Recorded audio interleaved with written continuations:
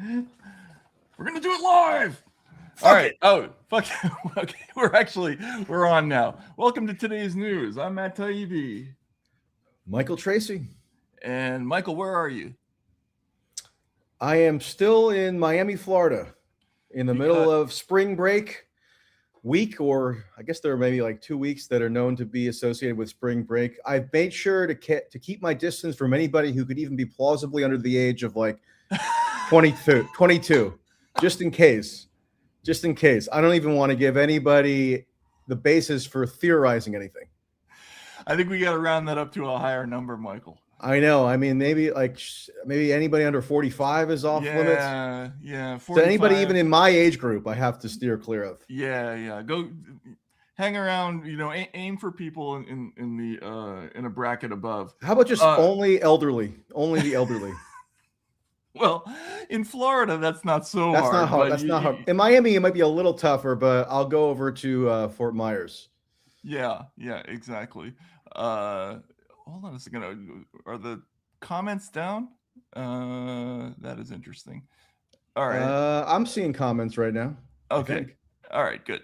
All right. So, Michael, last night you were on location here, and the reason we're doing this now at 10:30 in the morning is because you have to fly back home because you've been somewhere. You were doing a little journalisming last night. Journalisming. Right, exactly. And reportage from an event that where was it exactly? It was in Hialeah, Florida. Hialeah, Florida. I made sure I got that pronunciation down because it's not totally straightforward. It's a kind of fascinating place because it's the municipality in the United States, as I understand it, with the highest percentage of Cuban Americans. South Florida in general has a large percentage of the overall Cuban American population in the United States. Actually, near where I live in New Jersey, Hudson County is probably the secondary part of the United States with the highest level of Cuban Americans. So like that was Bob Menendez, the former senator's, Democratic senator's kind of power base when he was the mayor of Union City in Hudson County. But South Florida, far and away is the biggest enclave. And Hialeah is like the biggest enclave within the enclave for Cuban Americans. So I happened to be in Miami anyway, doing other stuff. And I figured, hey, since there seems to be this talk building recently about potentially another round of regime change in Cuba, while we have the situation in Iran. Trump was in the White House last week, musing that he feels that he will be the president who has the great honor of, quote, taking Cuba, whatever that might mean exactly, or retaking it, as it were. But whatever. The way he put it in his very precise way was taking Cuba. Mm-hmm. And so there was a rally Cuba Libre. Yeah. Right. And what was most notable to me about this rally, or one thing that drew me in and made me sort of intrigued enough to want to go, is that it's not just a private group or a handful of ordinary citizens holding the rally. It's actually a rally that was sponsored and organized by the municipal government of Hialeah, Florida. And this is not a new phenomenon. We saw this also in 2020 when you also went on the road, right? Yeah, exactly. So I'm progressively interested in this phenomenon because every now and then, given whatever political winds are blowing, you will find that local governments in the United States feel that it's within their purview to sponsor political rallies. And I saw that myself in 2020. Sometimes against themselves. Yeah, exactly. So, I mean, I was telling you, Matt, yesterday that in my hometown in New Jersey, West Caldwell, sleepy town, USA, pretty much like a pristine suburb that I would have never anticipated any kind of major political activity taking place in, really, or at least any kind of street protest behavior of any size. In 2020, like at the peak of the George Floyd fervor, the students at the high school that I went to basically organized a George Floyd or Black Lives Matter rally, but not out of defiance of the school administrators or in rebellion against their parents or the cops or anything, but in conjunction with the school administrators. And their parents attended as like fellow protesters, and the cops even took part. I think one of the cops, I have to go back and check. I think one of the cops even like sang the national anthem or something. I fucking love this country. I'm sorry. It's amazing. I know, like the cops were effectively also participants in this rally that was ostensibly about abolishing rally. The cops. Yeah. Or like that was one of the themes running through these protests, right? All cops are bastards. Yeah. Abolish the police, etc. I don't know like how extra. I wish I had known about this protest in advance in my hometown. I definitely would have went, but I only heard about it in hindsight and or after the fact. And so I don't know how extreme the protest sloganeering was. I would assume there was a handful of kids that probably went all the way with their catchphrases and whatnot. So that just unto itself to me was like a very significant or interesting phenomenon to observe just about American civic culture, because it was almost like the George Floyd protest there, where this ad hoc equivalent to like a 4th of July parade or a Memorial Day parade or like a, I don't know, Easter egg hunt, maybe not Easter egg hunt, but like a Thanksgiving commemoration. It was like a civic holiday that was just declared on the fly. Right. So, this Cuba stuff isn't quite the same, but there is this thematic continuity and just in that, in this particular sort of aberrational part of America, just in terms of the demographic balance, it's just taken as a given or taken as totally unremarkable that the city government, like the mayor himself, is the one who declared this rally and organized it. Right. And I don't know if we have the photo available. You can pull it up. Like there was and we'll have a much more professionally produced video. No, we sent a shooter, so we're gonna have like a big piece of video with interviews, and we're gonna talk about some of those just to give some folks a little bit of the flavor of what this thing looks like. So I mean, I just on my phone just took a handful of photos and videos, so we'll give people a little taste of it. But if when you walk in, one, let's put that up while Michael talks. Okay. Yeah.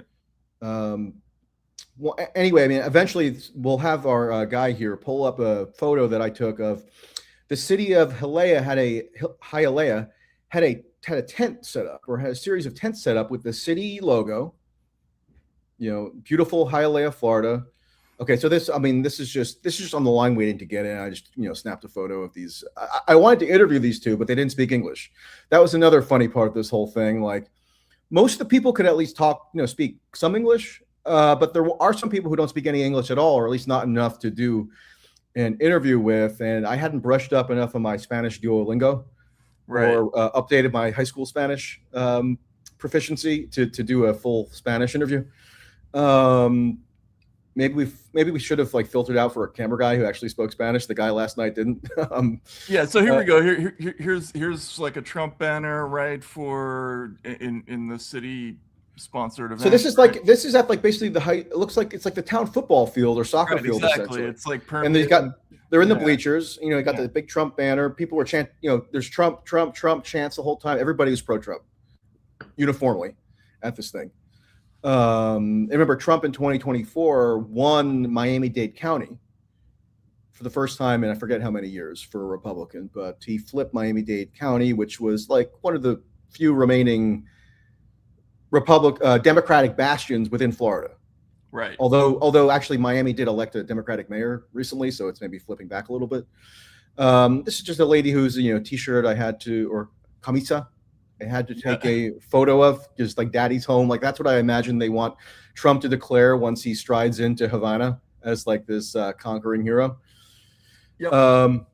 And we had some Make Cuba Great Again stuff go on, and then you interviewed some folks in the crowd. But if you could pull up the photo, there's a tent that I was mentioning. Yeah, there we go. Okay, so this is like the city of Hialeah tent, right? Mm-hmm. And what do they sell? What are they giving away at this tent? Well, this lady had a mini little shop set up under the auspices of the municipal government, where they're selling the Make Cuba Great Again hats in obviously the style of the classic Trump hat, and they're all other kinds of like regime change stuff. So it's just like, it's just interesting to me when government entities feel that they're doing stuff like they wouldn't even perceive this as political, probably, right? They wouldn't see themselves as transgressing any like political boundary, but it clearly is a political demand. I mean, they're calling for Trump to take effectively military action to overthrow a government. And yet it exists for them in this realm, at least in their kind of collective minds, that it transcends the political, which is part of why the George Floyd, state-sponsored protests were seen as totally acceptable as well, because it wasn't about politics, right? It was, this is about, something that transcends politics, human rights or racial equity or what have you.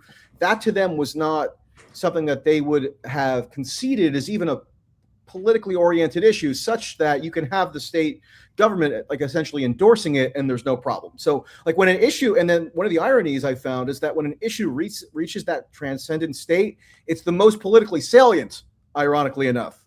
Right. Because it's not thought of in terms of just partisan bickering or something. It's something that is just like now this tenet of our collective faith. And again, that only accelerates the political potency of it. Yeah. Well, and look, and this is part of this thing that's been happening in America for the last 10 years now. Just everything bleeds into everything else. Like NGOs don't have separate missions from the organizations they ostensibly watch over. Government contracts blend into private contract. I mean, it's just, and then in the media, the roles are interchangeable, like, editorial and reported journalism. There's really no dividing line anymore. It's just all one big piece of mush. It's all just the media. Right. Yeah. So another thing that was interesting, and I did an interview with this woman, but I thought there's probably going to be more politicians there than there were. There were some, like the town council was there, the mayor was there, but they also had a Florida state senator who was a Republican, Ileana Garcia. She actually served in the first Trump administration as a spokeswoman for the Department of Homeland Security, and she got elected to the Florida State Senate, and she represents, I'm not sure if she represents Hialeah itself. I think she does actually, but somewhere in that area. And it was just fascinating because she gave the speech that she gave was entirely in Spanish. Now, there are some on the right, let's say, who in the abstract, you could imagine objecting to a political event taking place in the United States that's almost entirely in Spanish. Well, not even in the abstract, or a different language, or any other language, right? I mean, if it's Arabic, forget it. Or Somali, Somali language. I mean, maybe there's a Somali dialect. Yeah, there's a Somali dialect. I'm not sure what language I'm talking about, but anyway, they object to instantiations of what they see to be this ethnic factionalism that is not fully assimilated into the broader American culture, where speak English, mother effer. Remember that whole remember those T-shirts and bumper stickers and whatever. Right. But it was just interesting that we had that exact dynamic, but at a Republican event that was like 100% unanimously, ardently, virulently pro-Trump and Republican, and so that was such an interesting phenomenon to me. And so this state senator gives a speech, and she, at what point in the speech I could make out that she was talking about Marco Rubio. They call him Marquito. Mm-hmm. Because he's like the native son of Miami, right? And he's and they have big hopes for 2028 for him. And she got the crowd chanting for Marco Rubio 2028. Mm-hmm. Mm-hmm. And so obviously, were he to run, which I think there's every reason to think he will, if there's any opening whatsoever, which I'm sure there will be. I could even see Trump preferring Rubio at this point to Vance, because like Rubio is his right-hand man at this point. Like he's still got this hybrid role of Secretary of State and National Security Advisor. Remember when Trump shuffled out Mike Waltz last year as National Security Advisor and plopped him in the UN ambassador job, and we were told at the time that like eventually we're going to get a new standalone national security advisor appointment, and it just never happened. Like he just liked Rubio like occupying this. Yeah, because those two jobs aren't difficult at all. There's no reason to manage to manage. Both he's also like the national archivist or something. Oh, that's right. That's right. Okay.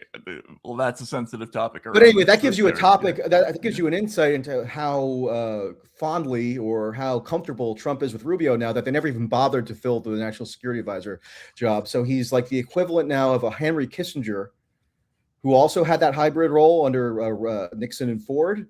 But Rubio strikes me as probably even more influential than Kissinger was. Also, he can run for president where Kissinger couldn't. Yeah. Kissinger was born in Germany, right? Yeah. So you interviewed some folks. But it was just like, so just as a little bit of like a 2028 early, maybe a little bit of a horse race, boring pundit preview.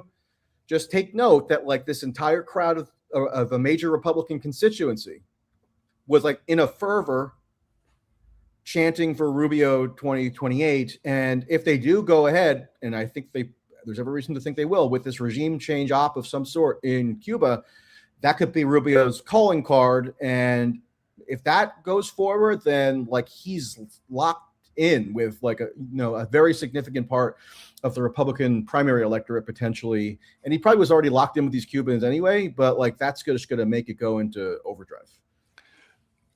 As a random story, I was once seated in coach next to a senator from Florida on the way to Manchester, New Hampshire in the middle of a campaign season. And we had a really interesting discussion that was, it wasn't off the record, but it wasn't something I want to get into too much. But you're not at liberty to disclose who this Florida senator was? We didn't talk about anything. It wasn't Rick Scott, was it? No, but put it this way. One of the things that came up was when parties decide who they want to run for president, the likelihood of winning Florida is a major factor. Oh, I think I know who it was. Yeah. So it was probably Bill Nelson, right? No, it wasn't. Oh, really? Okay. Yeah. Okay.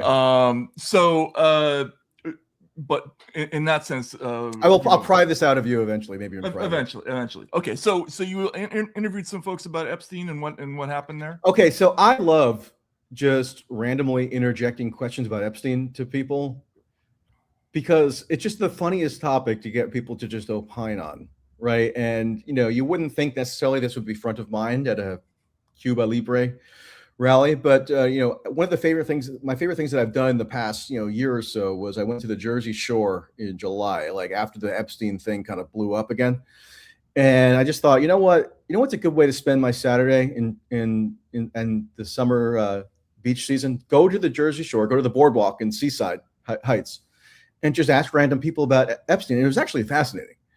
What did they say? Well, I mean, people could pull it up on my YouTube if they want, but like amazingly enough, and I promise this was not planned whatsoever, the first guy that we ended up speaking to had just like a month or two prior gone with his wife to the U.S. Virgin Islands, where they took a boat tour to where they could sail around the Epstein Island. Outstanding. Because like the guy was just so into it, and he was like, he had a whole Pizzagate theory, he had a whole QAnon theory, and he was pro Trump, but and he wasn't quite sure how to reconcile that yet, so he's kind of like working through it. And some of them, obviously some of the people hated Trump, so it was a mixed bag. It was like very representative of like popular sentiment. So I love doing that in general. But so one of my favorite moments of last night was they had a lot of musical acts, right? Too many for my liking, because maybe I'm not open-minded enough, but like one or two Cuban rap songs was sufficient for me. But I powered through it, and I asked one of the Cuban rappers who's coming around like taking selfies with people, and he's got all the neck tattoos and the teeth thingamajigs, and he's a real the grill. Yes, yeah. Thank you. And so I interviewed him, right? And I interviewed him first about like what he thinks Trump should do in Cuba. Does he support the Iran thing? And I threw in, so what do you think about Epstein? And it's like being partially translated by like one of his guys is with him, and eventually the guy who does the translating, like, he can't tolerate the question. He doesn't even want to hear about Epstein, so he goes away. So I'm like at a loss now as to what this guy is saying. But he goes into this whole Spanish tirade about, I heard him say pedophiles. And maybe we'll get somebody to translate what this answer is. I don't even know, but it was just funny. Like, this is like the last person on earth you would ever expect to hear make a statement about Jeffrey Epstein. But the whole world now has a position on this. I know. Like, so everybody had heard about it. Obviously, there wasn't anybody I had to explain it to. One thing I enjoy doing is, so like when I first asked them about it, kind of their first instinct is almost a defensive reflex where they're trying to explain how Trump didn't do anything. And that's not even really what I was trying to ask them about. I'm almost more curious about, like, how do they understand what the Epstein issue even is? Like, how did they synthesize it? How did they distill it? And so that's the question that I asked a bunch of times to the people that I well, how do people distill it? Well, can we back up for a minute? And talk about something that happened in the last week since we last spoke. What did I do? Oh, not you. No, okay. No. I thought you found out the scandalous thing that I did over the past week that I didn't actually do, but maybe would make my life more interesting. With those definitely not at all 22-year-olds. No. I mean, hey. So can we, mystery producer? Can we throw up that graph of the how the discourse works today, the circular thing? Michael retweeted it over the weekend. It was pretty interesting. But I think this was something that somebody tweeted at me. Yeah, somebody tweeted it at you, and you retweeted it. Yeah. And so why bring this up? Okay, so it's basically a loop, right? Schizos posts schizo theories on Twitter. It would be nice if they spelled that correctly, but whatever. Podcasters read Twitter and repeat them on their podcast. Twitter users share podcast clips as proof of their schizo theories, repeat, and then loop around. I think schizo, with the way they spell it, that's a Yiddish delicacy, actually. Yeah, I was gonna say the delicatessen. It's like a Yiddish. It's like a confused bagel or something. Yeah, like schizo ball soup. Yeah, that's right. Schizo ball soup. So okay, and one of the first things that we talked about was this really funny interaction where basically that Professor Jang, who's now omnipresent, he quote unquote Professor Jang. Quote unquote Professor Jang. We don't really. Apparently, he teaches high school or something. Who knows what he is? He seems like he just materialized out of the ether from some other realm. But what's so funny about that is that he was on the air with Jimmy Dore, and he's talking about how he got information by listening to somebody on Jimmy's show, right? And then he was Kurt Metzger, who's right, out of his mind, right, alleged comedian, and hates us both. But essentially, that doesn't just hate me. It's like going around declaring that he knows for certain somehow that I am personally a pedophile. Oh, well, okay. So it's not really even arguably funny at this point. So I better not confirm that in any way. No, I'm kidding. That's horrible. So thank you for your sympathy. Yeah, no, look, I am absolutely sympathetic because it's not like that hasn't happened to me before. Although people go around declaring you a pedophile. Not a pedophile. Exactly. That's kind of the worst thing anybody can be kind of capriciously going around and declaring you to be. Yeah, no, I get accused of other felonies, but whatever. Okay. So that was like a prime example of how shit works in media now. Like you have this random guest who is listening to other people in the podcast verse talk about things, gets invited on by other podcasters.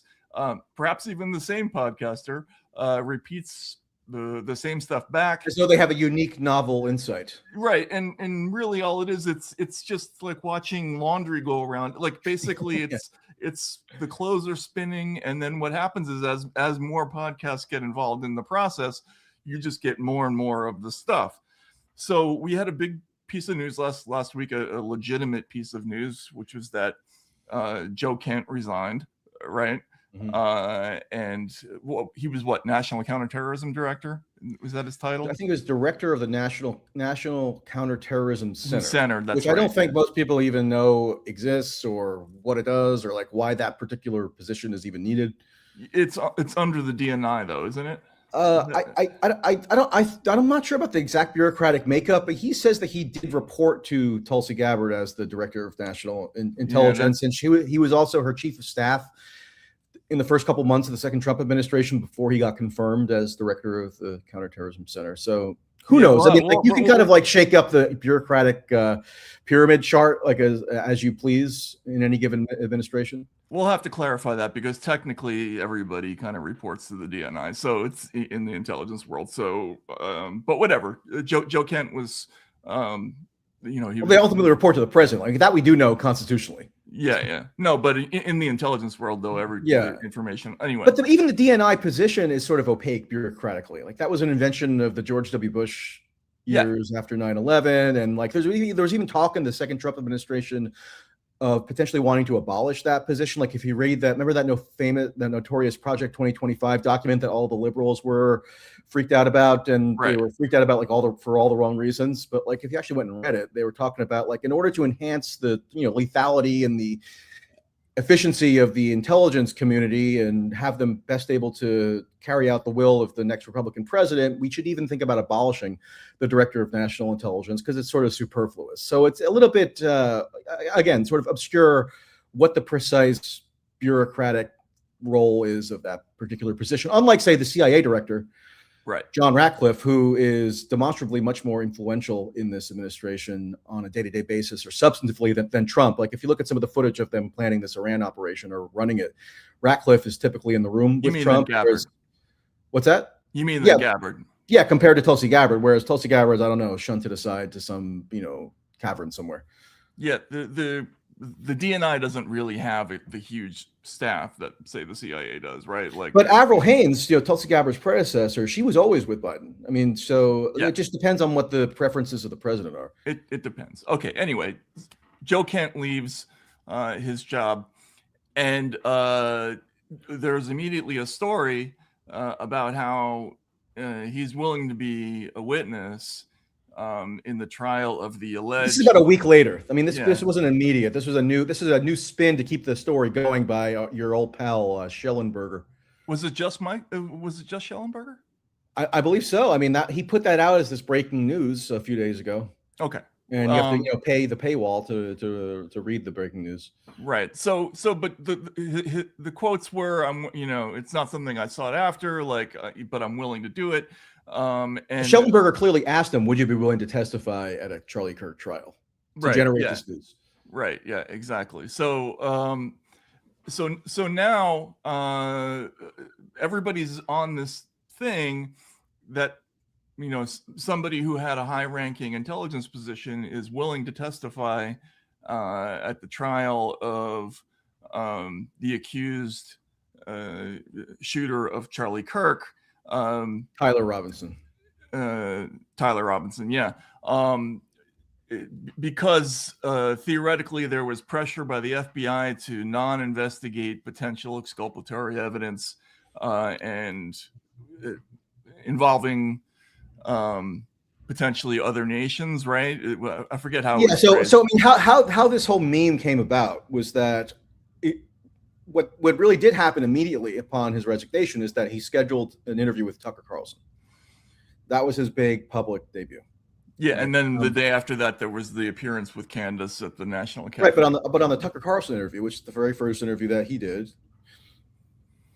first they go through sort of the timeline of him becoming disenchanted or having these concerns about the Iran operation and like what led up to the resignation. But then, as the podcast wears on, which tends to be the case, into the second or third hour, they start going a little bit far afield from the initial premise, which is, and it was Joe Kent and Tucker kind of sketching out what Joe Kent called a dark theory for why it is that Trump allegedly betrayed his campaign promises or went back on his America First agenda and attacked Iran. Now, I would argue that's a total misreading of what Trump was actually campaigning on in 2024 and what his first term record was. We don't have to get into that.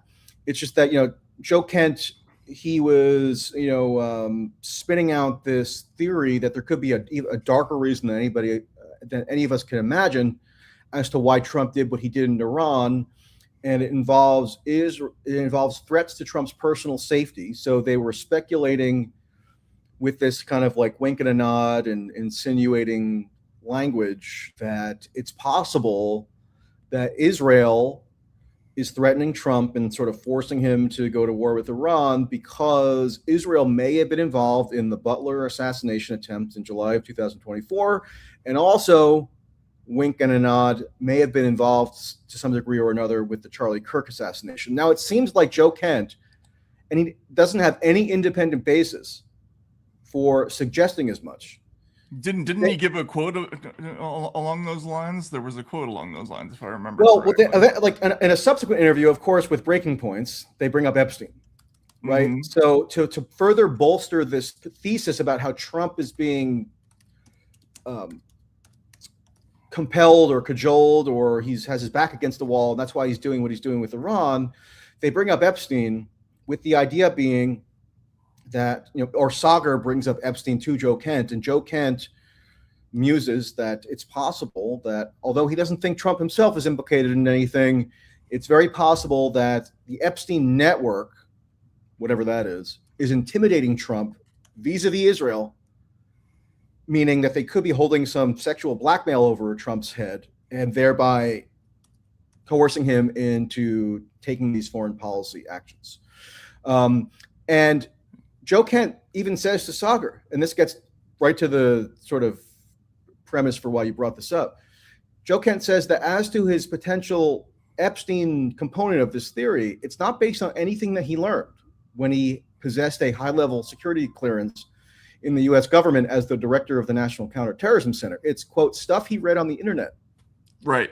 But if he's just repeating back stuff he read on the internet, and God only knows what stuff he read, but he's repeating that back, but now it's got the seeming imprimatur of this high-level guy who was also, personally courageous and going out on a limb to, almost blow the whistle and inform the public about something that's gone desperately wrong, right? Yeah. But it's one of the craziest examples probably of late of this feedback loop phenomenon.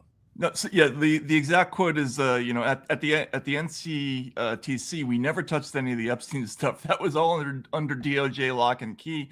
So I don't really have any insider knowledge beyond what I've read personally. Same stuff you've read on the internet.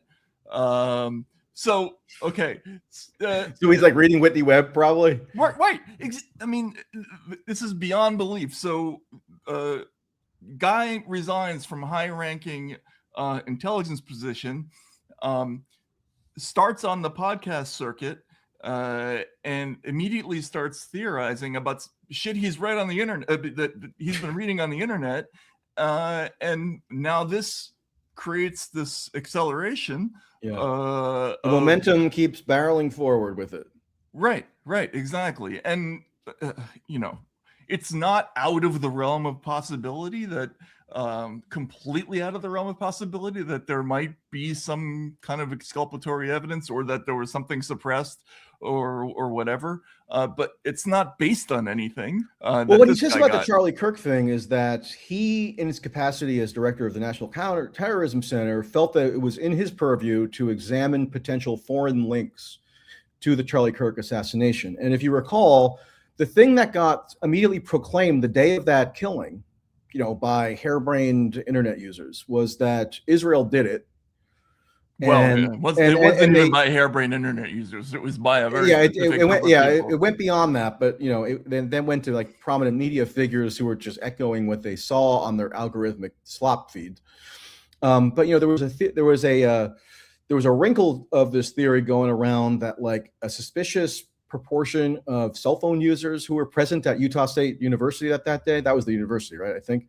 Yeah. They had like Israeli cell phones or something, based on some like quantitative analysis that they did. Who knows? I mean, I wouldn't even credit that analysis that they did as legitimate, but that's what they were claiming.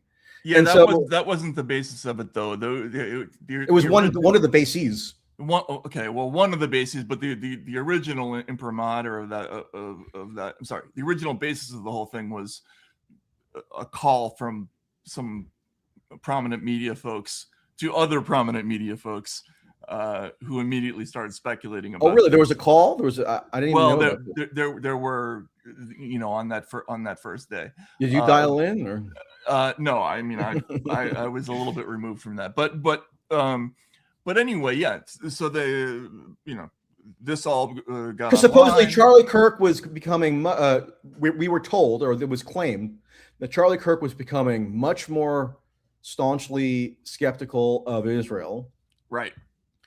And he supposedly opposed the Iran bombing in June of 2025, which he didn't. I mean, he declared that Trump deserved the Nobel Peace Prize for it and was such a masterful exertion of American military power. So that's just another bogus revision that always happens posthumously with somebody of that stature, I guess.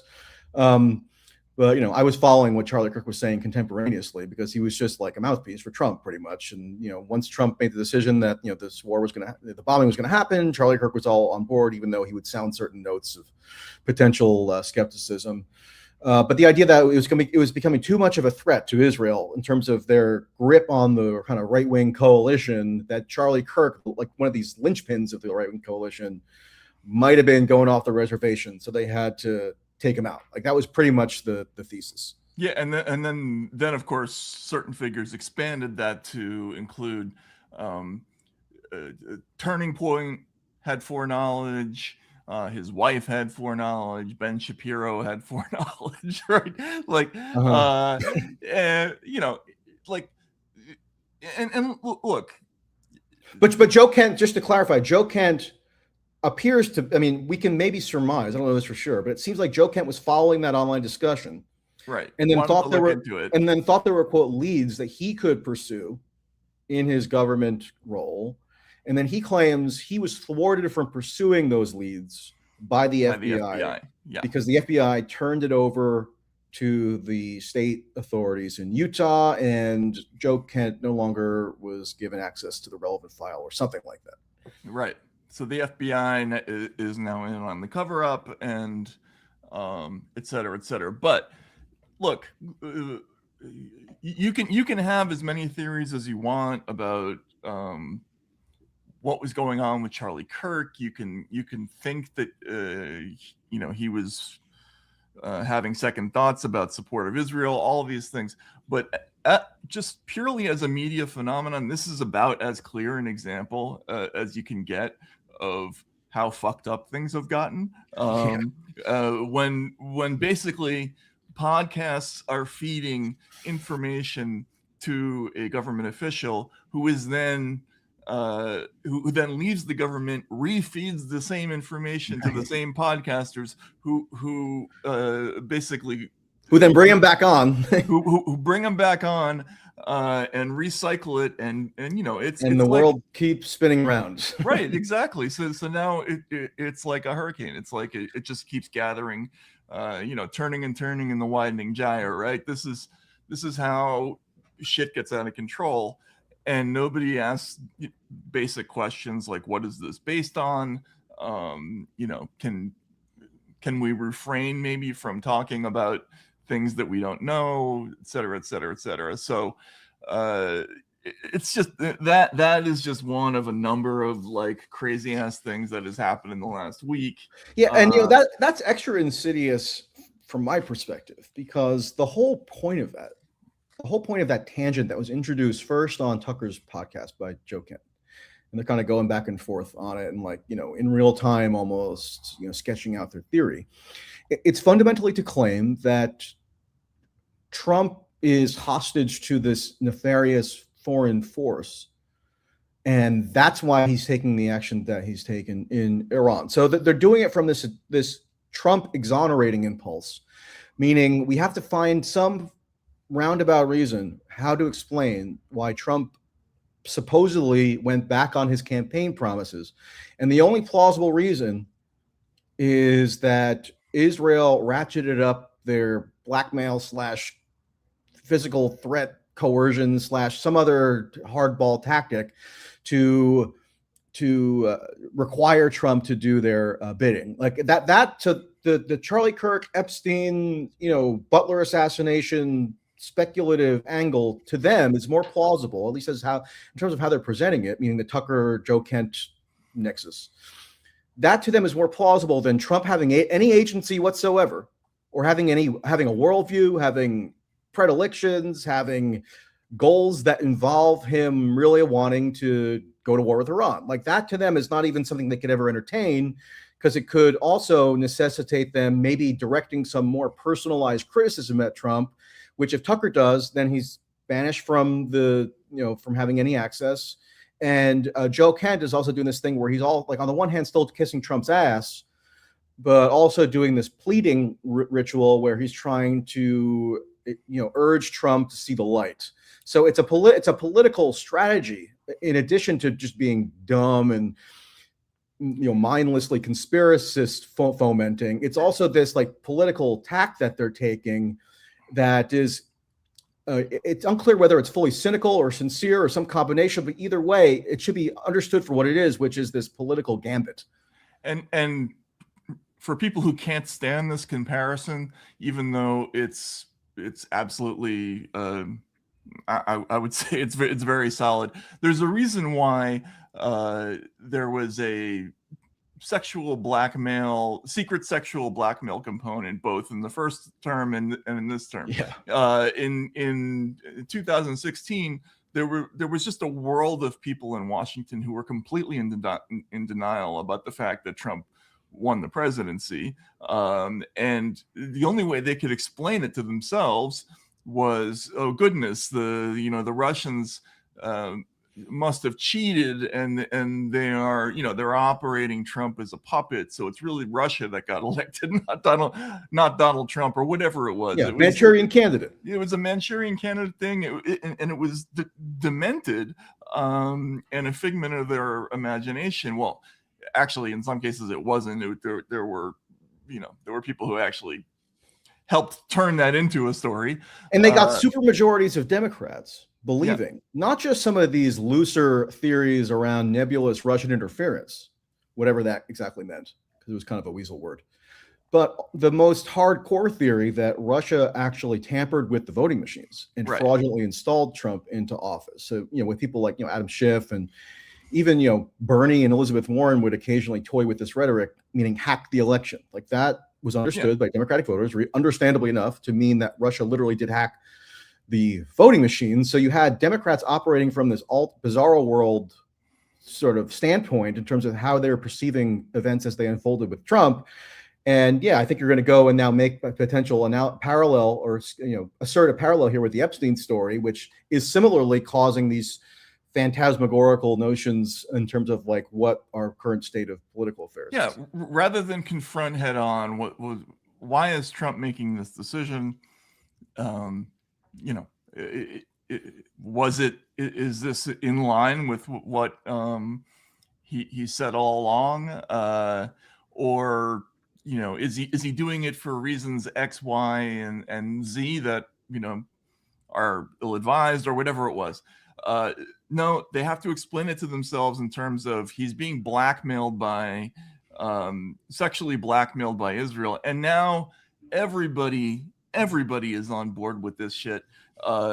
John Mearsheimer, who was kicked out of Intellectual America for saying a few things that I think were basically true about the invasion of Ukraine, which is that before that, about the Israel lobby, he and Stephen Walt wrote a formative book, kind of first sort of positing that something existed called the Israel lobby in around 2006-07, and it caused a huge firestorm. But then, the Ukraine stuff came later, and then he was exiled for that. Right, he was exiled for that. Maybe he wasn't exiled because he's always had tenure at the University of Chicago. So, like, how exiled can you really be?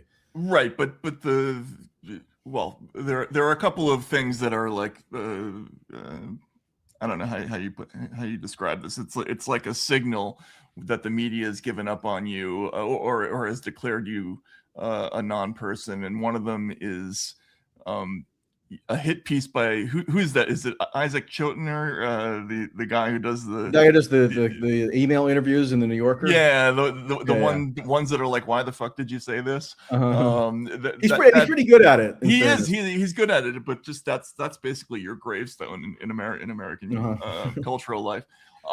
So he got that, but now he's back on board talking about how effectively elites were raping little girl. What was the quote? It was effectively raping underage girls.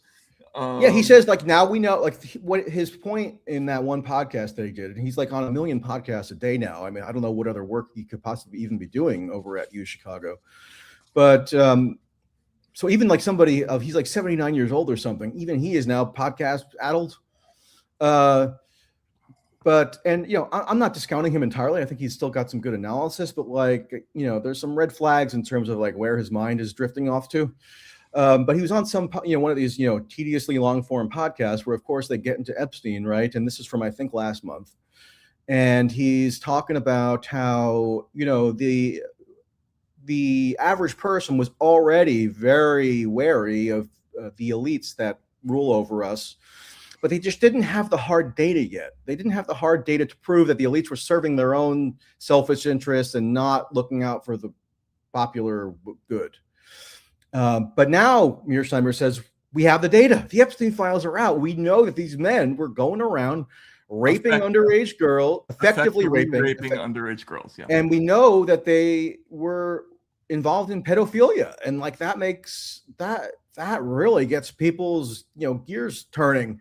And like I don't because he said you can discover this if you just spend an hour or two reading through the Epstein files. I would love to know which specific files he apparently read through.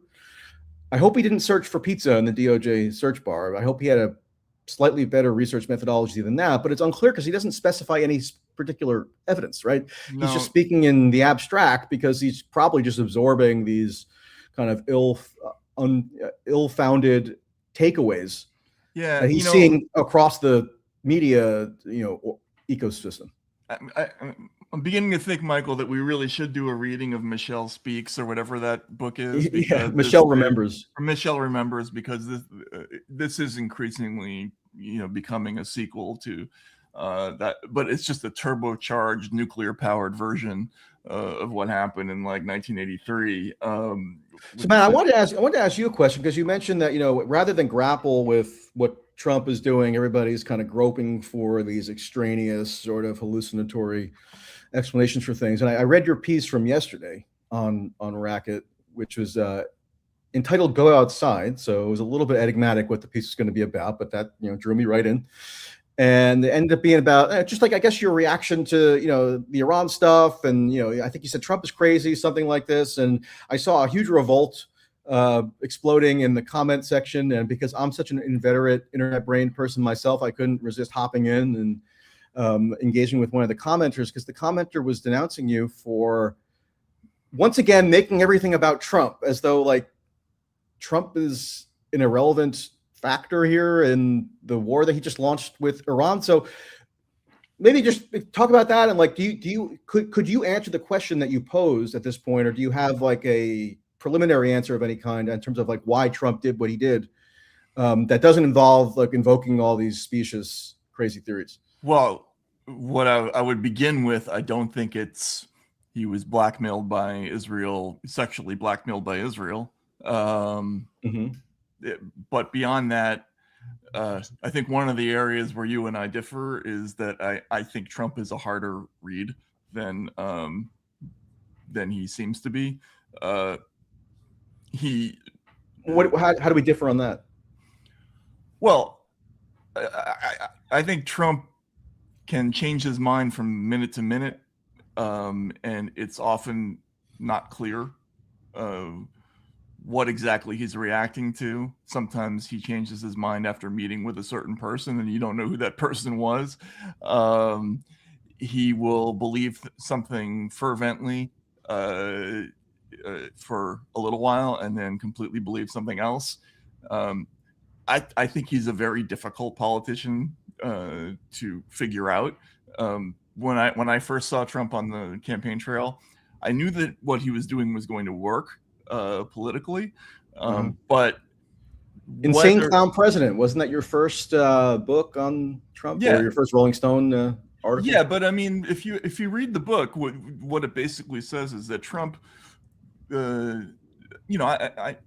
thought he was, there were all kinds of negative things in the book about Trump from that campaign. But one thing I did say is that, look, I've been watching campaigns forever, and the one thing that was universal that I picked up from interviewing people on the campaign trail from both sides is that people hate the campaign process.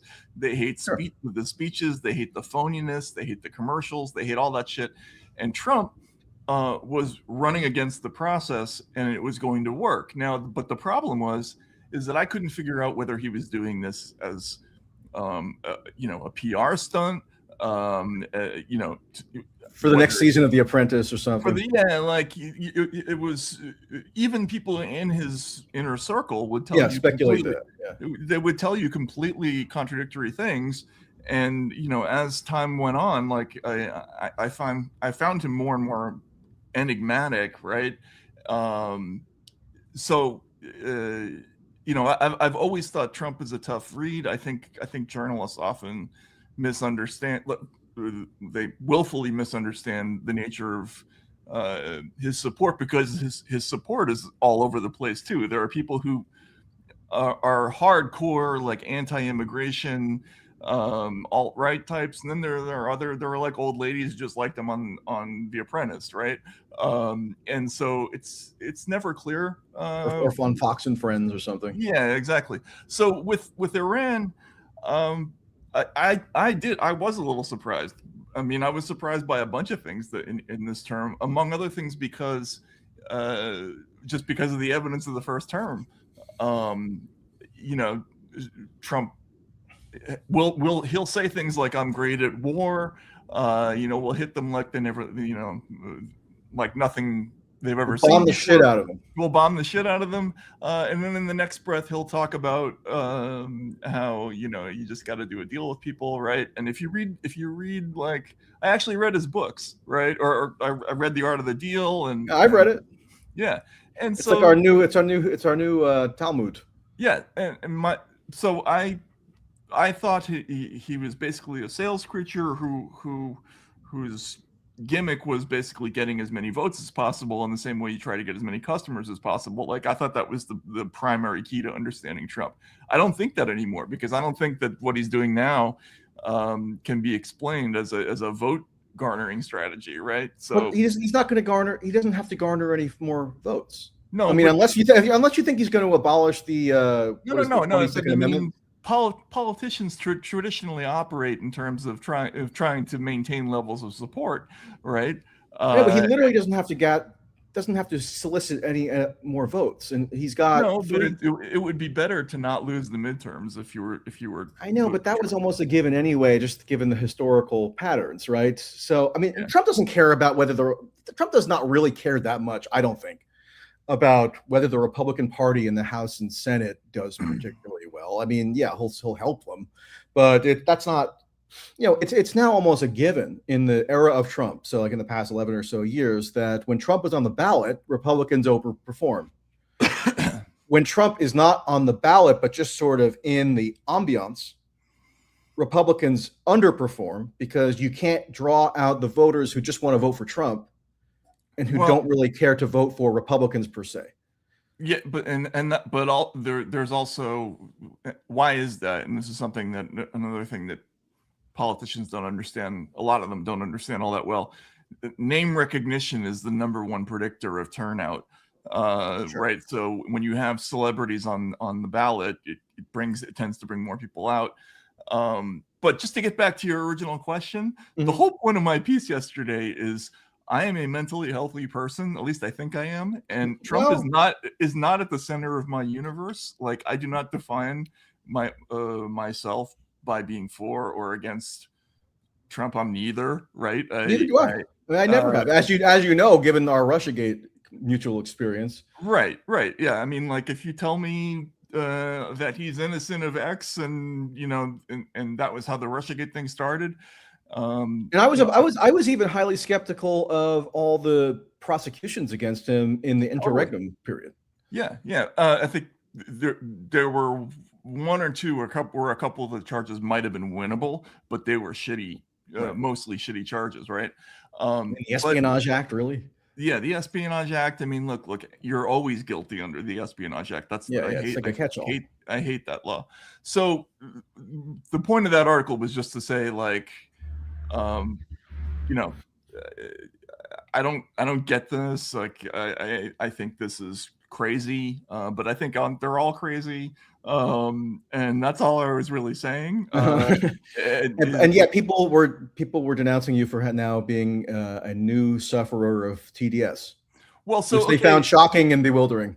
So this is, but what's so hilarious about that is that this is completely the opposite phenomenon now, flipped on its head, right? Like, when Russia gets started, any of us, there were only a few of us who stood up and said, yeah, I mean, this story doesn't make a whole lot of sense. It would be nice to see a little bit more evidence. Could you share that with us? Immediately, we were all denounced as Trump supporters, right? Or anti-Trumpers or whatever it was. Or receiving rubles, in an envelope to New Jersey. Right. So now the new thing is, if you're against this war, or like you would rather not have to worry about this shit, or about the destabilization of the world, or of possible economic collapse, or any of a number of things. Now you have TDS, right? So that's just what that piece was about. I'm not sure. I'm not sure that you and I differ so much in the way that you maybe imagine, because I don't disagree that Trump is, quote, harder to read as a political figure than a conventional political figure who was training their whole life to become a politician, went to law school, served as like somebody's, chief of staff, and then, went through the ordinary route, right? They tend to formulate a political sort of program and policy preferences in a much more explicable way than Trump, who introduced something novel. So I'm not even denying that. And yeah, of course, I've read the Art of the Deal, and one of the central tenets that he expounds there is this idea of truthful hyperbole. Right? It's a sales tactic, meaning you'll have maybe a kernel of truth to something, and you'll just keep repeating it over and over, and you're selling a product, and that's a great way to like get the New York City municipal government to allow you to refurbish the Woolman rink at a discount or at a higher rate or whatever it was. So I'm not necessarily contesting or disagreeing with much of that. I just think that on Iran in particular, Trump hasn't been that difficult to read, because we've got 4 years worth of data from the first term. We have 3 presidential campaigns that he ran. We have a record of policy actions in the first term and a record of specific policy actions that he was pledging to take in a second term during the 2024 campaign. Not just the platitudes and the slogans and like the RFK Jr., Tulsi Gabbard, Elon, Joe Rogan sort of, wish casting around, oh, Trump's going to barrel in and abolish the deep state and end all the wars. Like, that was part of the marketing tactic. But in terms of what he was actually calling for specifically, people kind of tuned it out or didn't want to hear about it or didn't want to accept it. But like he was calling for ramping up what had already been. If you listen to Tulsi Gabbard, because remember, I covered her very closely. I knew her personally. I think I know Tulsi well too. Yeah, exactly. So I mean, she contemporaneously during the first term, and this is part of what drew me to her, she was very meticulously chronicling what Trump was doing in the first term that she said at the time was leading ineluctably to what she called a regime change war against Iran. And she was actually pretty prescient in that. Now she's subordinated herself into the Trump Borg, so she can't be truthful about it any longer. But she was actually truthful about what were the ramifications of Trump's first term policy on Iran, whether it was the imposition of the maximum pressure sanctions to destabilize the government in hopes that it would cajole the population to rise up and overthrow the government, or the assassination of Soleimani, or him being, he said, minutes away from bombing Iran in June of 2019 over like a ticky-tack unmanned drone incident over the Persian Gulf. And there are a billion other examples from the first term. And he continued that in the second term. He appointed a cast of people at the peak of his political capital after he wins the 2024 election, right? He can pretty much pick whoever he wants and the Republicans are going to approve it. He picks Rubio, apparently, as the person who is most compatible with him in terms of enacting his foreign policy agenda.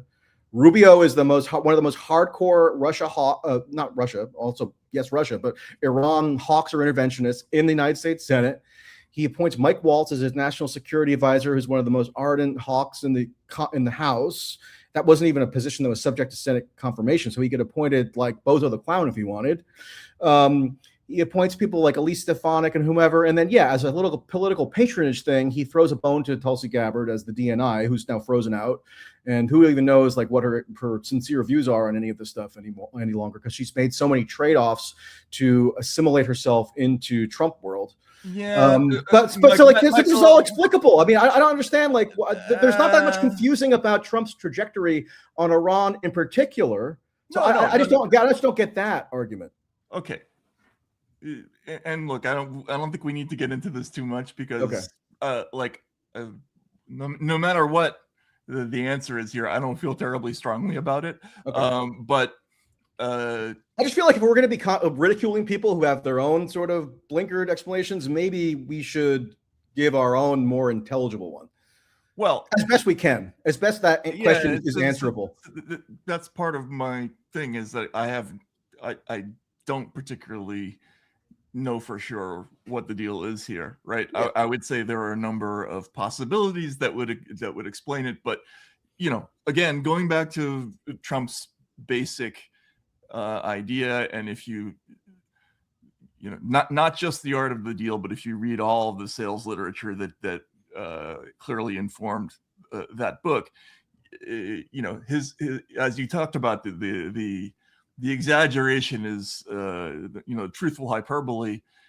It's one of those things, like, I think you walk into a room and you say, I think we can both agree that that we're not going to pay $1 million. You're probably not going to pay $1 million for this product, right? And the other person is like, $1 million, like I wasn't even going to pay, even anywhere near that price. You end up selling it for $75,000, which is what you were really trying to do all along. That's how this guy thinks. He's been in that world his entire time. Are you getting, when he talks about certain things, are you getting that, or are you getting his real view of things? Like, I'm not always sure. Like, you mentioned that he brought in all those people. Well, yeah, but he also had that moment during the convention where there was a real fight within Trump's inner circle, where that kind of pitted his family on the one hand against the party on the other hand. And it's the reason why he had Vance instead of Rubio as his running mate. He did fire John Bolton, and who is the most unhappy person in the world right now? It's got to be John Bolton, right? But then who did he pick as John Bolton's successor? He picked some, and going into the second term, Mike Waltz was basically a protege of Dick Cheney. There's no ideological distinction there. No, I get that. There was a personality conflict with Bolton. Yes, that's true.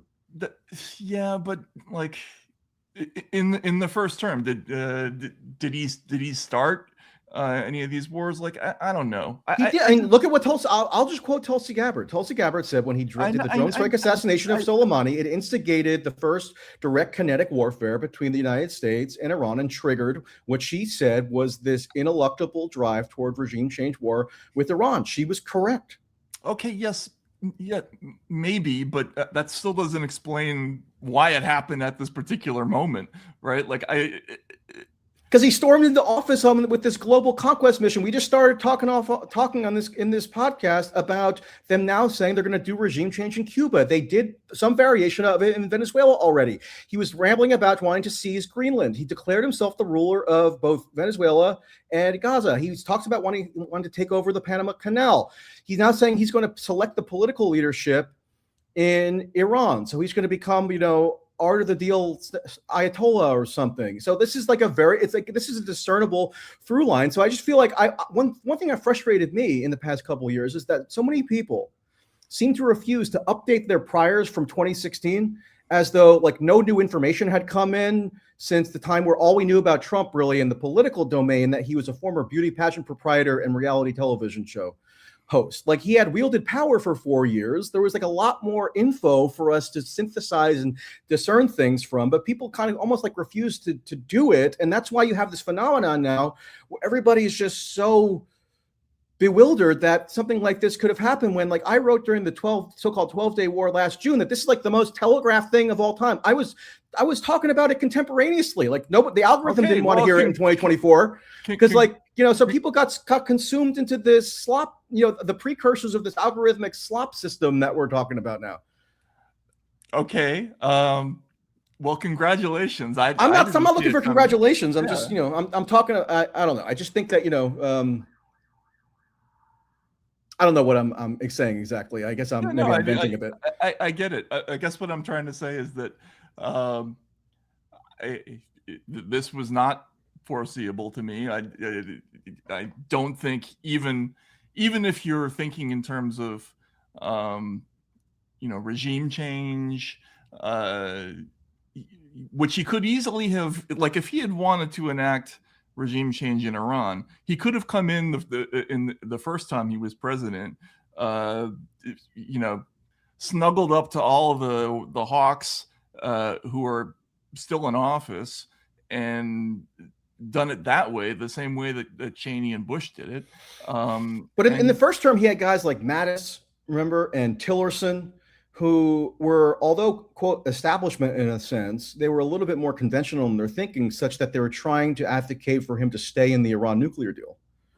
And so like but now, and Trump didn't have the practice in the first term to actually enact his true desires. Right now he does in the second term. This is clearly one of his true desires. You say it's not foreseeable. I don't know. Like, I mean, I've been pulling up a speech that Trump gave in September of 2024, reading off prepared remarks, not off the cuff, where he's threatening to blow the entirety of Iran to smithereens. Like, I don't know. Like, is that so? Like, what about that is not foreseeable in terms of like what that might imply for his plans? Because Trump says all kinds of shit that never comes true, right? Like look, that's just the fact that he's a different kind of politician to try to guess at, and this particular war, there was no reason to do it at this particular moment.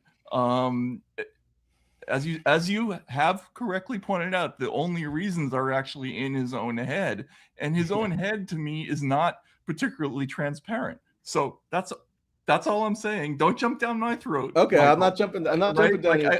Like, I know you have some feelings about, like,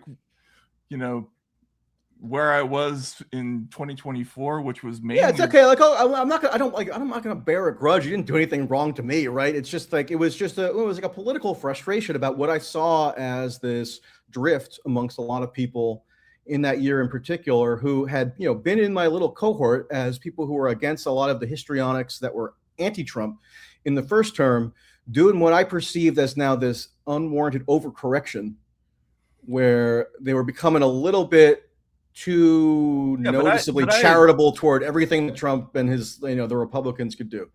Well, no, but I had also been sunk into this years-long investigation into the speech thing, which was 100% true. Like, by the way, I'm not calling for your execution. They just won the case yesterday, by the way, the Supreme Court case based on our shit. Not in the Supreme Court, but in the actual lower court case. So I was terrified of that stuff, and I think there were legitimate reasons to be terrified of that stuff. I never came out and waved a flag for Donald Trump. I'm not saying you did. So and I just think that there was a very conspicuous dearth of what I would have regarded to be proper analysis of the campaign in 2024, in particular with relation to Trump, which was totally ironic because.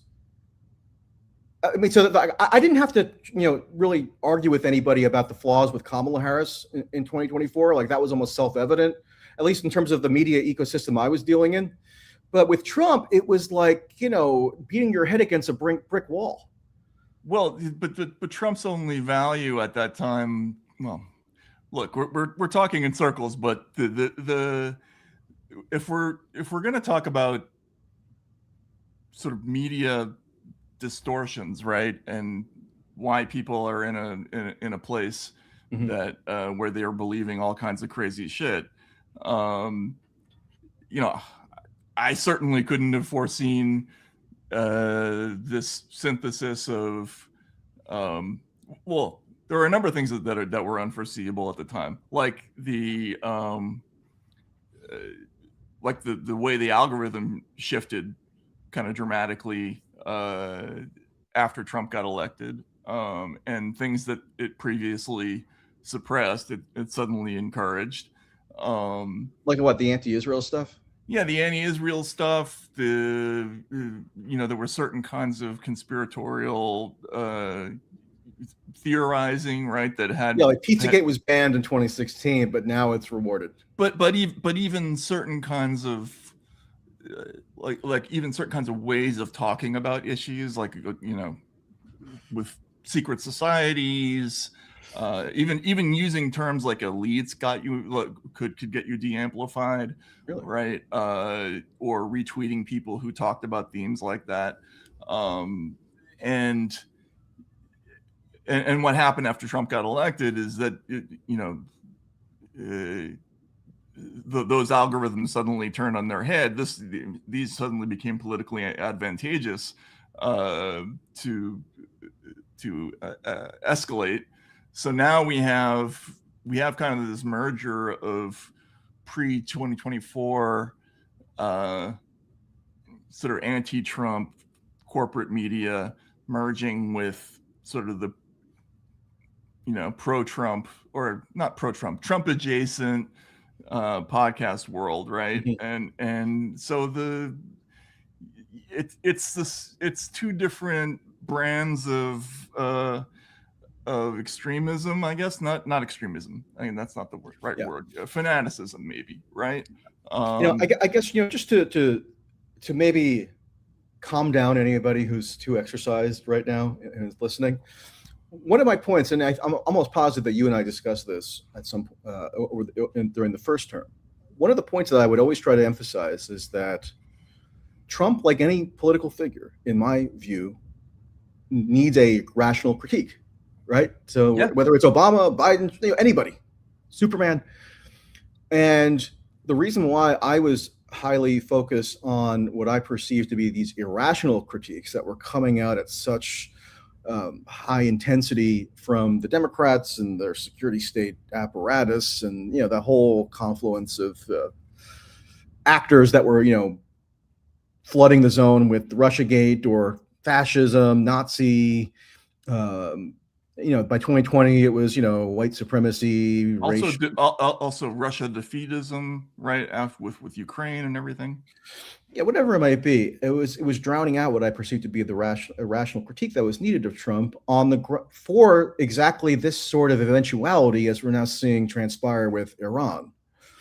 So that's where I'm coming from on this stuff in terms of. So I'm never been somebody who just reflexively wants to slam Trump. It's boring. Like I don't sit around vegetating in front of these liberal podcasts or like trying to adopt an MSNBC style. I did the exact opposite. That's why I was like a semi-regular guest on Tucker Carlson's show talking about this stuff on Fox in the first term. But it was all with an eye toward, okay, so what could Trump actually do that might actually be worth objecting to, but people are not going to necessarily be primed for or able to interpret if they're so consumed with this hallucinatory mania. And that seems to be coming to pass. No, I fully agree with you, but like I guess I would just ask you to give me a little credit. Like I was never manic about anything. I've never been any. That wasn't directed at you personally. No, but I've also never been a political fanatic. My feeling about Trump. I agreed with you that he was that he needed a rational critique. My thinking about that, though, in retrospect, may not have been in the right place. Like what I thought was that the Democrats should have focused on the things that were successful for Trump, right? Like, in other words, why did Trump win? Because there's a great deal of frustration in the population. There's a lot of anger about economic inequality. There's frustration about the wars. Like, I remember going to Trump events. Now, Trump himself may not have been anti-war, but there were as the campaign went on in 2016, I remember noting this repeatedly, that there were growing numbers of people who would show up at fatigues at his events because he would toss in lines here and there about these forever wars, right? The wasted trillions in the Middle East. Yeah, he had like almost like a contingent of the Ron Paul people subsumed into the mainline Republican sort of platform. Exactly. So, but I was still thinking in terms of like conventional politics. Like, in other words, what's getting votes? What do you need to respond to this diagnosis of Trump as a white supremacist leader who is rising basically by running George Wallace's campaign? I didn't think that was correct. I think that was George Wallace and Andrew Dice Clay. Right. Yeah, exactly. So my thought was, Trump is basically just a political opportunist. And you should listen to what voters are telling you. Like, I never think of Trump, about Trump in terms of Trump. I think about who his voters are and what they want, right?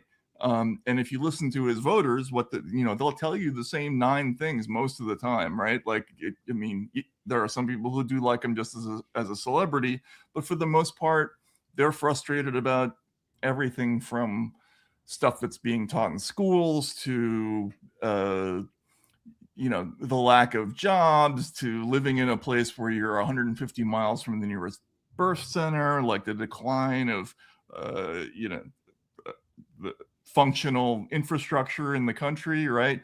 Now, is it reasonable to believe that Trump was going to fix those problems? No. I never said that I thought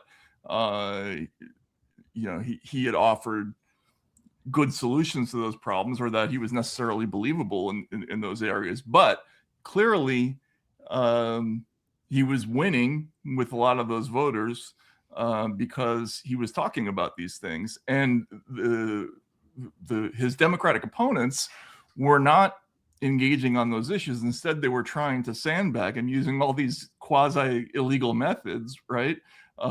Which were crazy. So that's I pretty much agree with all that. That would have been my rough heuristic as well from like in the 2016 time period. I'm just saying that now, and like the 2024 time period, though. I'm not so sure about 2024. I think that's a bit. I think that's sort of a misapprehension. I don't believe that really anymore about 2024.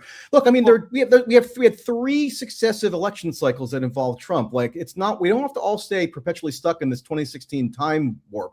No, by 2024, we had a guy who actually, there comes a point where you do have to be a little bit more concerned about Trump qua Trump, because like he's clearly got a pretty well-defined worldview right now that has been turbocharged in his second term, that does flow from his own instincts and ideology to the extent one can be discerned, personnel choices, etc. That I think is actually, it's unfortunately necessary to hone in on a bit and take our analytical lens a little bit beyond just this hazy 2016 thing where we're talking about the downtrodden people economically who might support Trump, which I agreed with at the time. Like, Trump's support in 2016 did correlate with lower socioeconomic status in the Republican primaries, and then to some degree in the general election. Hang on just a moment, okay? Yeah. In 2024, it was still a huge issue for Trump voters that there was a well-funded attempt to get him removed from the ballot using the Insurrection Act. Oh yeah, that's true. Yeah, no, I agree with that. There was still incredible frustration about him and lots of other people being taken off the internet. Even Bernie Sanders said, like, if the president can be taken off the internet, who's in charge, right? The use of criminal prosecutions to try to get him. I agree. So all those things, I think they weighed in his favor, right? Right. And they were major factors in his reelection. And, you know, I don't think it's like being stuck in 2016 to say that he was being elevated by the dumb behavior of his opponents. Like, the dumb behavior of his No, I agree with opponents that. Yeah, was still, I think, the dominant factor in his election in 2020. Sure. I meant stuck in the 2016 vortex, as in constantly going back to Trump, appealing to people who are disenchanted with the system in some way, or have a lower socioeconomic status, or fed up with the wars, stuff that people were kind of sussing out in 2016 to explain his ascendance. I'm just saying by 2024, you're right. It was a very heavily sort of personalist appeal. Like, look up that term, like, meaning it was heavy about Trump himself. Trump was a tribune for the grievances of, you know, a lot of his supporters. And there was a lot of legitimate grievances given these insane tactics that were used against him. But I'm just saying, with such a heavy personalist case being made, everybody just strangely overlooked, gee, I don't know, his Iran policy. And then here we are today. No, you're right. You're absolutely right. I just didn't. I thought somebody who had basically, he ran a very smart campaign, right? Yes. You know, smarter than the Democrats by a lot, right? Twice, not so much in 2020, but definitely 2016 and 2024. Yeah, well, I think he would have won even in 2020 if it weren't for COVID, frankly. You know, Biden was a very beatable candidate, even though he was a better candidate than the two that they ran. But he showed signs in 2024 of just purely on a calculating level of being able to get himself elected to the presidency. I agree. I mean, the inclusion of like the RFK and Tulsi and Elon and Rogan, like, that was a brilliant marketing tactic. It appealed to the podcast consuming, algorithmically driven demographic in a way that I agree was brilliant politics. Okay. And I don't think it's completely irrational to think that somebody who understands politics well enough to get elected might continue to try to pursue the same kind of political strategy going forward. Like, I know a lot of people in the Trump orbit. I didn't hear anything along the lines of, yeah, we're planning to get elected and then pull all this shit. Like that, I didn't hear. Like, I wasn't like 1,000% plugged in, but I was a little bit plugged in. And I didn't get wind of any of this shit.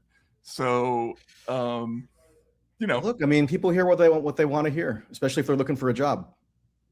Well, that's probably true. I mean, case in point, Tulsi Gabbard, right? I mean, she had the audacity to go in front of a crowd at Madison Square Garden on October 27th, 2024, and say a vote for Trump is a vote to end wars, not start them. And Robert F. Kennedy Jr. had the audacity to come on next and say a vote for Trump is a vote to end the warfare state, as though Trump wasn't pledging to continue what he did in his first term, which is introduce record-breaking military budgets. And then we got another 200 billion request for the Iran war supplemental, and he already included the 156 billion from the big beautiful bill. I mean, yeah, people hear what they want to hear. They will then project out to an audience that they feel needs to be politically sold to. And yeah, it's sort of human nature, I guess. And Trump was such an omnipresent force that like people could project anything they wanted onto him at that point. I'm just saying, like, I would have hoped that the journalistic imperative would have tried to have been a little bit more exacting, so people wouldn't be so bewildered and befuddled when an eventuality like this comes about. But I couldn't get anybody to sign on with that in 2024. So yeah, no. In hindsight, clearly, this it had to be at least a little bit in the works. But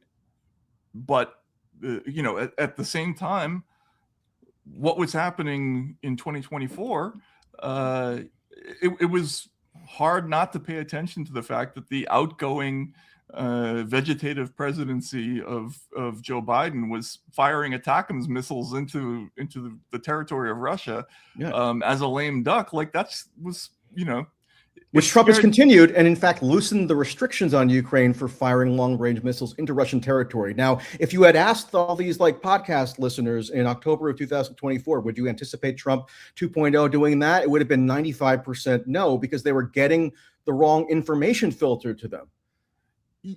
Yes, but like, has the war been solved in 24 hours? Like, I haven't Googled today, but probably not. No, but certainly there were competing camps within Trump's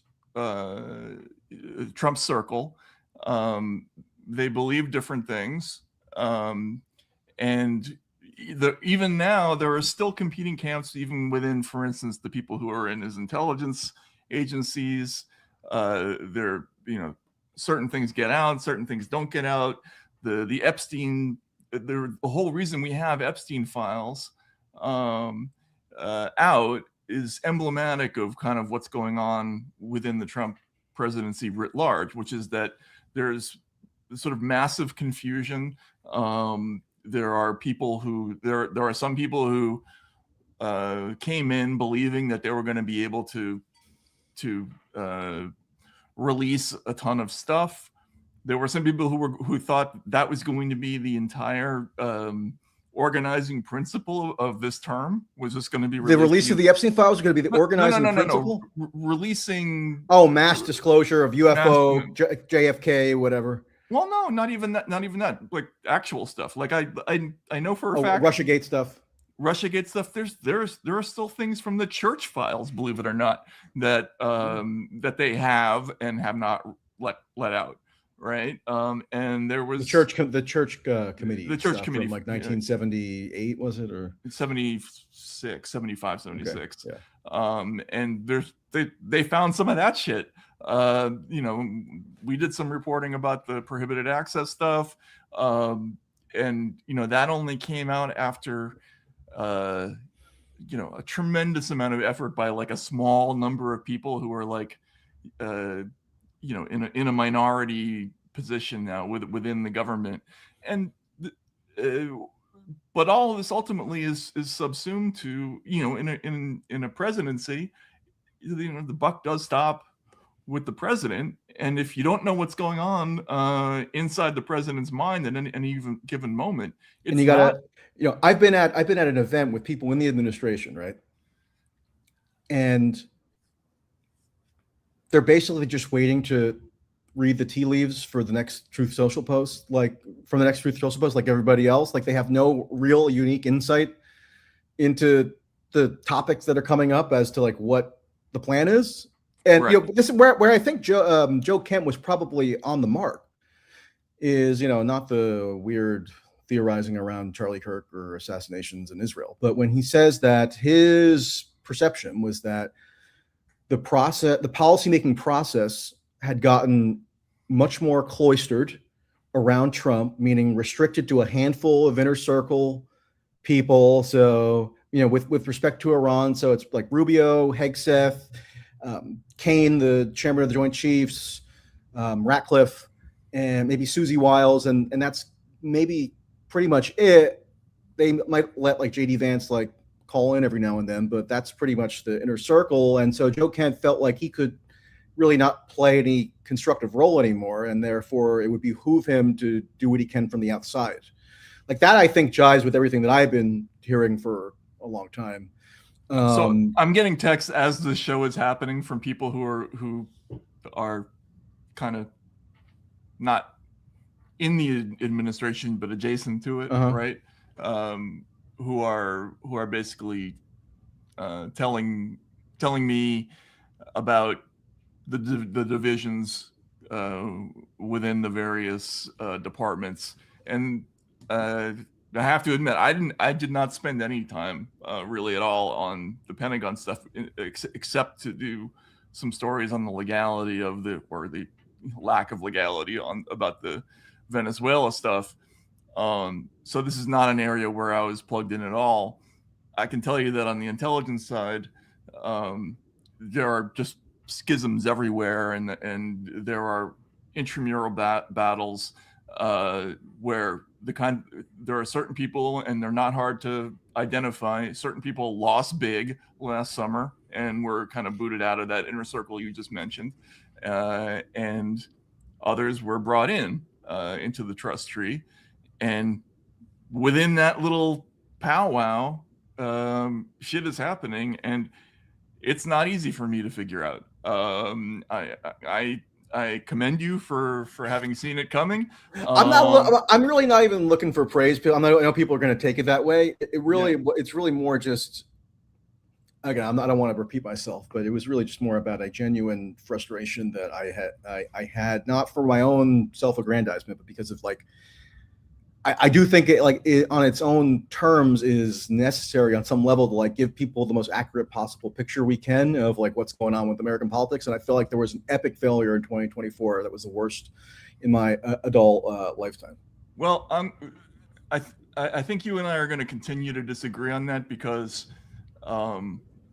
No, disagreement! I have to shrivel now onto the floor in a beat-up position. Because. There were lots of people who look, we're in a terrible situation right now, right? Yes, there's some agreement. This is an awful thing we're in, but we could equally be in a different terrible situation, and I don't think that. Even though we're pulling back from things like trying to take over Greenland or Cuba or whatever it is, although I still neither of which are over. I mean, some boyhood part of me still wants Greenland, but whatever.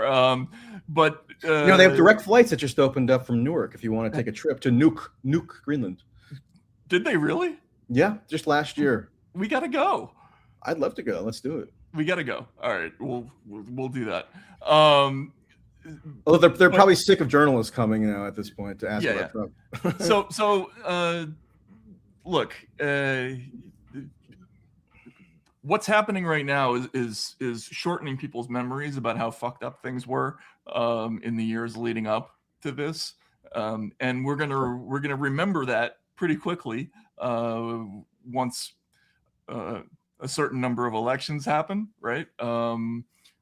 Assuming they do happen. And then we might remember why it is that we were paying attention, maybe, as the Russians would say, not there at the time, right? So, by the way, before I forget, Joe Kent, if you're out there, come on this show. Yeah, no, he's on every show under the sun. Yeah, he's an invitation has been extended. I will be polite. I'm not going to be gratuitous, but I have some queries that maybe he hasn't been asked as of yet, and I think would be informative.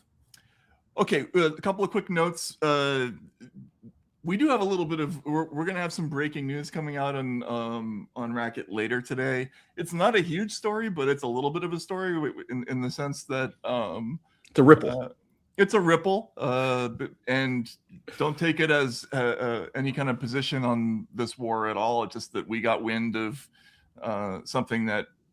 A meeting between Iran and Russian military contractors, and we're going to tell you about that. I don't think even the Trump administration knows about it, so we're going to publish that. My position on the war is that it's a crazy misadventure. So if anybody feels more comfortable telling me stuff in light of that position being openly declared, then feel free. Right? Feel free to talk to Michael as well. Yeah, there's also we're going to complete the March Madness tournament also. So stay tuned. We're going to have a show on Friday. That's going to be a tape thing, and we're going to have some more from that event that Michael went to last night. So thanks. The thing from last night will be like a standalone video montage, whatever, right? So that should be good. Exactly. There will be funny. There will be darkly amusing stuff. I promise. There will be funny to quote Daniel Day-Lewis. By the way, is that your favorite overacted Daniel Day-Lewis role? Although I thought he was pretty good in that one, actually. There Will Be Blood? Yeah. It's been so long since I've seen it. I don't retain movie knowledge well. I don't know what it is about my brain, but like somebody will ask me about a movie that I saw in like 2009, and I almost have like Oh, no memory of it. 2009 is way too long ago. Yeah, yeah. You I just, remember. I mean, I saw like around when it came out. I don't know. I liked, I liked Phantom Thread. Is that the right name? It was a more recent one. I think it was Phantom Thread. Let me look it up now so I don't feel like I'm going senile. Maybe. I don't know. Yeah, Phantom Thread, 2017, Daniel Day-Lewis. Okay, I'm not crazy. Yeah. You haven't seen that one? No, I haven't seen that one. What's that? What's that one about? It was another Paul Thomas Anderson. Again, I can't even. I can hardly even tell you what it was about. Oh, he's like a tailor, I think, or a Right. Yeah. Anyway, but I'm not going to be able to give intelligent movie takes really unless I saw it within the past week. Yeah. Anyway, there will. I like Eddington. Eddington was my movie of the year last year. I don't know if you saw that. I didn't see Eddington. I did a review. I did something unusual. I actually reviewed that one. Really? Yeah. Nice. Over the moon for it. All right, excellent. Matt, you have to watch Eddington. It's like it's a perfect encapsulation of like it's internet conspiracy brain, but on the big screen. You couldn't even imagine that a movie like it could actually be successfully executed, but it is. It's like they filmed it from inside my own internet addled brain. All right, I'll definitely take a look now because most movies now, in the first 5 minutes, I'm like, oh god, more of this fucking messaging. You'll like this one. You'll like this one. Good. All right, thanks everybody for hanging out, and we will see you again later this week, and have more video and all that stuff. Michael, thanks for going to the event. Have a good flight. Don't get captured, and we'll see you all soon. Adios. Take care, everyone.